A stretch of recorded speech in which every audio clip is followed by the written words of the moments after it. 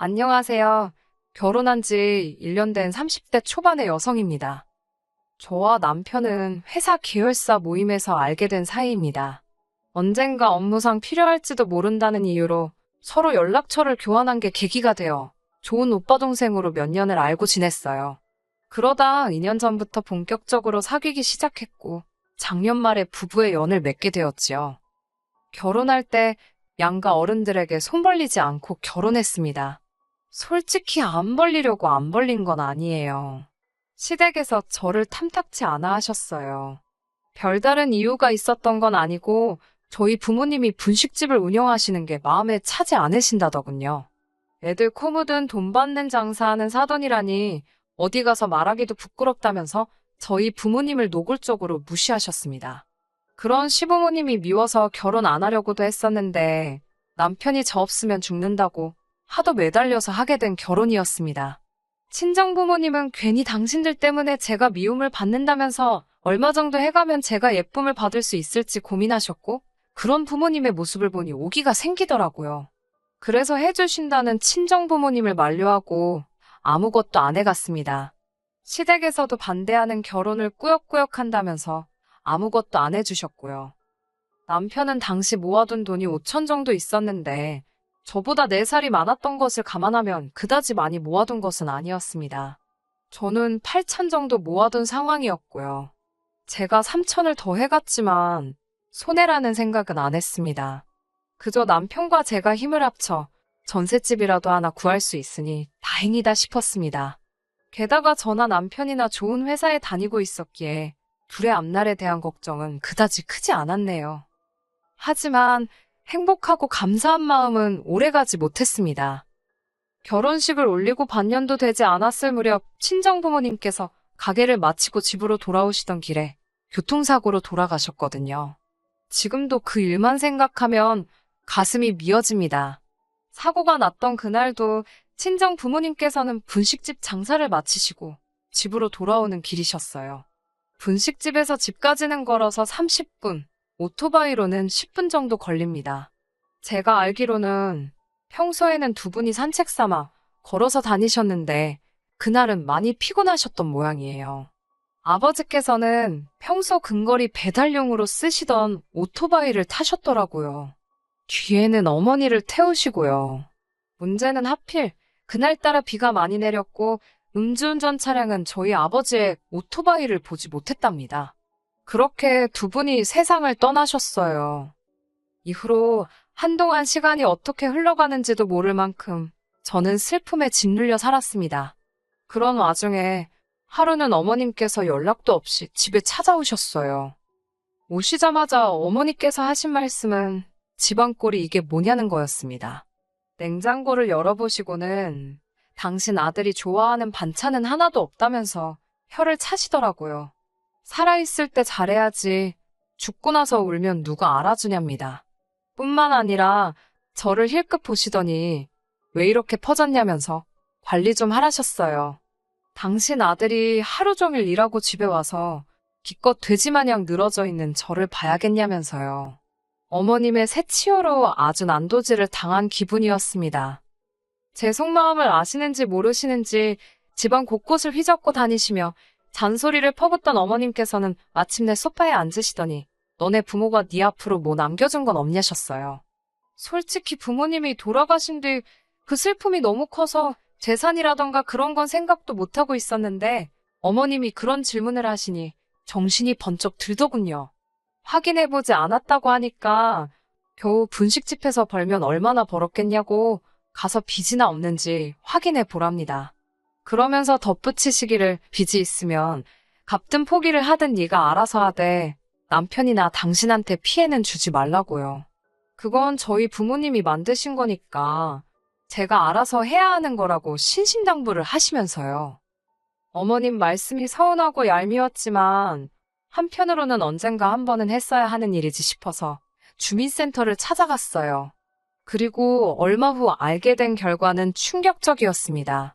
빚은 고사하고 오히려 부모님께선 제 앞으로 큰 재산을 남겨두셨더라고요. 가치가 15억에 달하는 3층짜리 건물이었지요. 대출도 얼마 남지 않아 있었고요. 사실 처음엔 비밀로 하려고 했습니다. 그런데 사람들 말이 어차피 결혼하면 재산세 낼 때 다 알게 된다더군요. 어쩔 수 없다 싶었어요. 그리고 솔직히 말하자면 유치하긴 했지만 한편으론 시부모님께 자랑하고 싶은 마음도 들더라고요. 조심스레 시부모님께 친정부모님이 제 앞으로 15억짜리 3층 건물을 남겨주셨다 하니 저더러 소설 쓰냐며 비웃으셨습니다. 하지만 제가 등기부등본을 보여드리자 어머님께선 한동안 말을 잇지 못하시더라고요.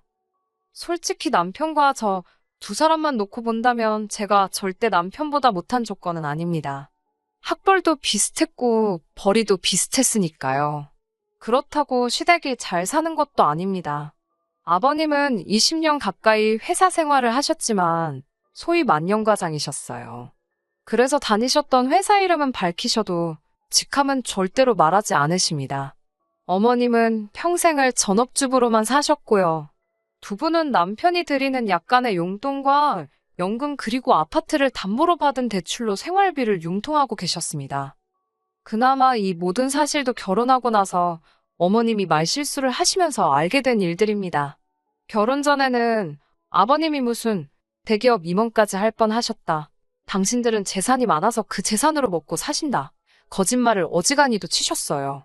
지금도 그 말 같지도 않은 허풍에 저희 부모님이 속상해하신 걸 생각하면 자다가도 눈이 번쩍 뜨일 지경입니다. 아무튼 결혼해서 살다 보니 별 볼 일도 없는 시댁이었고 그런 시댁 입장에서 하루아침에 며느리가 건물주라니 봉잡았다 싶었던 모양이에요. 떡 줄 사람은 생각도 안 하는데 별의별 소리를 다 하시더라고요. 하루는 아버님께서 당신이 왕년에 회계팀에서 일을 했던 경력이 있으니 제 건물에서 나오는 월세를 관리해 주시겠답니다. 대신 월급으로 한 달에 300씩 달라고 하시더군요. 너무 어이가 없어서 월세 관리가 뭐가 필요하냐고 여쭤봤습니다. 제 건물에서 장사하시는 분들 대부분이 4, 5년은 되신 분들이라 때 되면 어련히 제 계좌로 이체해 주시는데 아버님이 구태여 고생하실 필요는 없다고 완곡히 거절의 뜻을 밝혔지요. 하지만 동시에 생활이 혹시 어려워서 일자리를 찾으시는 건가 싶어 회계일 말고 건물 관리 일을 도와주시는 건 어떻겠냐고 여쭤봤습니다. 건물 관리라는 게 사실 어려운 일은 아니고 이상한 사람이 오가지는 않는지 청결한지 그런 것들만 체크해 주시면 되는 단순한 일이었어요. 마침 오랫동안 해주시던 아저씨께서 고향에 내려가신다고 했기에 그나마도 여쭤볼 수 있었던 거고요. 그러자 이번엔 어머님께서 노발대발 난리가 나셨습니다. 어디 며느리가 건물주인데 시아버지가 모양 빠지게 경비를 서냐면서 저더러 지금 시아버지 망신 주려고 작정을 했냐고 악을 쓰시더라고요. 제 입장에서는 호의를 베푼 건데 어머님이 악다구니를 쓰시니 얼떨결에 머리채 잡힌 기분이었어요. 참다 못한 제가 내키지 않으시면 하지 마시라고 선을 그었네요. 이튿날 남편이 한다는 소리는 더 가관이었습니다. 어머님께서 남편에게 세상 천지에 시부모한테 조건 달고 용돈 주는 며느리가 어딨냐고 한탄을 하시더래요. 그제서야 무슨 소린지 알겠더라고요. 한마디로 가만히 계셔도 제가 돈을 척척 드려야 하는데 일을 해야 돈을 준다고 하니 그게 마음에 안 드셨던 거예요. 하지만 이런 이유로 제가 남편과 헤어지기로 결심한 건 아닙니다. 제가 이혼을 결심하게 된 결정적인 이유는 어머님이 말 그대로 저를 파셨기 때문이에요. 예전부터 궁금하긴 했지만 구태여 관심을 갖지 않았던 일들이 몇 가지 있는데 그중 하나가 바로 시부모님께서는 생활비를 도대체 어떻게 마련하시는 걸까였어요. 앞서 말씀드렸다시피 남편이 드리는 용돈과 연금 그리고 대출까지 받아 쓰고 계신다고 듣기는 했지만 사실 아파트라고 해봤자 시세 5억짜리라 대출을 받으시면 얼마나 받겠나 싶었거든요. 하지만 얼마 전 있었던 일로 그 궁금증이 완벽하게 해소되었네요. 알고 보니 어머님께서는 당신 친구들부터 한 다리 건너 아는 지인들까지 많은 사람들로부터 돈을 빌려 쓰고 계셨습니다. 제가 이 일을 알게 된 건 어머님께 돈을 빌려주신 분들 중 한 분이 제가 일하는 회사에 찾아오셨기 때문이에요. 영문도 모른 채 손님이 찾는다는 연락에 1층으로 내려갔는데 그분께서 다짜고짜 네 CM이란 여자가 돈을 안 갚는다며 저더러 어떻게 할 거냐고 따지더군요. 황당해서 그게 무슨 소리냐고 여쭈니 그분도 뭔가 이상하다 느꼈는지 저에게 자초지종을 이야기해 주셨어요. 어머님께선 툭하면 사람들에게 당신 며느리가 모 회사에서 일을 하고 건물도 있다는 소리를 하셨대요. 나아가 당신에게 무슨 일이라도 생기면 며느리가 다 책임져 줄 거라며 돈을 빌리곤 하셨답니다. 말 같지도 않은 이야기를 들으니 화가 치밀고 미쳐버릴 것 같더라고요. 저는 어머님께 이게 다 무슨 귀신 씨나라 가먹는 소리냐고 따지고 들었습니다. 일전에도 어머님께서 경우 없는 행동을 많이 하셨고 그때마다 속으로 삭히던 저였지만 이번만큼은 도저히 그냥 넘어갈 수가 없었거든요. 어머님께서는 여편네가 좀만 기다리면 되는 걸 저렇게 못 믿고 쫓아왔다며 오히려 급은욕을 하셨습니다. 저는 어머님께 다른 분들과 거래를 어떻게 하셨든 궁금하지도 않고 알고 싶지도 않다고 그저 제 회사로 찾아오지만 않게 해달라 했습니다. 그러나 어머님의 반응은 정말 뻔뻔하게 짝이 없으셨어요. 당신은 불편한 게 하나도 없다면서 그렇게 불편하면 저더러 해결하랍니다. 돈 몇 푼 쥐어주면 떨어져 나갈 거라나요. 솔직히 몇십만 원 단위면 그냥 물어드리려고 생각했어요. 그런데 어머님 입에서 나온 숫자는 가히 충격적이었습니다. 한 분당 적게는 100만 원, 많게는 700만 원까지 있었는데 그런 분들이 좋기 10사람은 된다는 겁니다. 거기다 몇 분에게는 이자 20%까지 약속을 했다나요. 뻔뻔한 어머님의 설명에 저는 학을 떼고 말았습니다. 뒤이어 어머님께서 말씀하시길 결혼할 때 예단도 안 해오지 않았냐면서 이참에 예단한다 생각하랍니다. 기가 차더라고요. 그렇게 치면 남편은 뭐 집이라도 해왔나요? 막말로 남편이나 저나 현찰박치기였고 그나마도 제가 3천 더 해왔다고 받아쳤더니 어머님이 하신다는 말씀이 그 3천으로 당신 좋은 일 시켰냐입니다. 너 먹고 살 집 구하는데 써놓고 왜 생색이냐며 화를 내시더라고요. 아니, 그런 논리면 그 집에는 저 혼자 사나요? 어머님 아들도 같이 사는 집이잖아요. 어머님과는 도저히 말이 통하지 않았습니다. 그런 와중에 남편이란 작자는 옆에서 꿀먹은 모마냥 가만히 앉아서 바닥만 보고 있더라고요. 어떻게든 결단을 내리지 않으면 이 상황이 계속 반복되겠구나 싶어 단도직입적으로 말씀드렸습니다. 한 번만 더 누구든 제 회사로 찾아오면 경찰을 부를 거라고요. 그러자 어머님께서는 아이고 무섭다며 왜 아예 당신을 잡아가라고 시키라며 빈정거리셨습니다. 며칠 뒤 우려했던 일이 일어났습니다. 이번엔 세 분이 같이 오셨더라고요. 결혼식 때도 뵀던 어머님의 친구분들이셨습니다. 저는 어머님께 말씀드린 대로 경찰을 부를까도 잠시 고민했지만 그래도 일전에 뵀던 분들이기에 대화를 나누는 쪽으로 마음을 바꾸게 되었어요. 그동안 잘 지내셨냐고 안부를 여쭙고는 회사 건너편 카페로 세 분을 모셨습니다. 그리고 차근차근 상황을 설명드렸어요. 솔직히 말하면 감정적인 부분이 섞이기도 했습니다. 어머님이 저희 부모님을 무시하면서 결혼을 반대했던 일과 저희 부모님이 돌아가시면서 저에게 유산으로 건물을 남겨주셨다는 이야기를 할 때는 저도 모르게 눈물을 보였거든요. 다행히도 어머님 친구분들 모두 제 이야기를 듣고는 이제 상황 파악이 되었다며 미안하다셨습니다. 그리고 며칠 뒤 어머님께서 아주 노발대발 화가 단단히 나셨더라고요. 도대체 그 여편네들한테 뭐라고 떠들었길래 자기한테 인생 그렇게 살지 말라면서 욕을 하냐입니다. 도대체 어떻게 인간들을 구워 삶았냐며 저에게 악다구니를 쓰시더라고요. 저는 그날 있었던 일을 가감없이 전해드렸습니다. 그러자 어머님께서는 며느리란 게 이제는지 시애미까지 개망신을 시킨다며 어찌 죽은 네 부모나 너나 체면이란 걸 생각할 줄 모르냐고 따지셨습니다. 그 와중에 돌아가신 부모님을 들먹이니 저도 눈이 돌아가더라고요. 제가 어머님께 방금 하신 말씀 당장 사과하시라고 했습니다. 이 상황에 저희 부모님 이야기가 왜 나오냐고요. 그러자 남편이 저더러 적당히 좀 하랍니다. 자기가 보기엔 그저 어머님이 서운해서 그러시는 건데 그것도 못 받아주냐면서 막말로 한 달에 월세만 1,000 가까이 들어오면서 돈독이 올랐냐입니다. 말 나온 김에 따져보자면서 그까짓 돈 몇 푼 갚아줄 것도 아니면서 가만히나 있지. 굳이 자기 부모님 개망신을 시켜야 했냐면서 목에 핏대를 세우더라고요.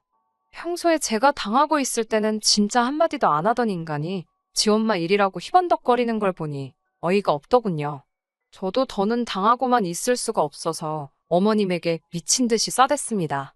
그 싫어하던 며느리 주머니에서 몇 푼 뜯어갈래다 잘 안 되니까 겨우 한다는 게 욕지거리냐고요. 어디 가서 암만 그래보시라고. 그래봤자 누구 하나 어머님 무서워하나. 저도 어머님 하나도 안 무섭다고 그랬습니다. 남편에게도 너도 그따위로 할 거면 내 옆에 있지 말고 니네 엄마한테 꺼지라고 했어요. 그러자 어머님께서는 너 말 잘했다며. 네가 먼저 우리 아들한테 이혼하자고 했으니까 그 건물 절반은 위자료로 내놔야 된답니다. 웃기지도 않아서 어머님 뉴스 안 보시냐고 물었습니다. 왜 끝까지 무식한 티를 내시냐며. 이건 제가 상속받은 재산이라 위자료랑은 아무 상관도 없다고요. 게다가 저희 지금 혼인신고도 안 되어 있는 거 기억 못 하시냐고 물으니 순간 어머님이 아차 싶은 표정을 지으셨어요. 어머님께서 저 너무 마음에 안 든다고 앞으로 하는 거 봐서 혼인신고하는 거 허락해 주신다면서 못하게 하셨거든요. 저는 어머님께 너무 감사하다고 덕분에 이렇게 수월하게 헤어진다고 인사를 드렸네요. 남편한테는 계좌번호 찍어서 보내라고 했습니다.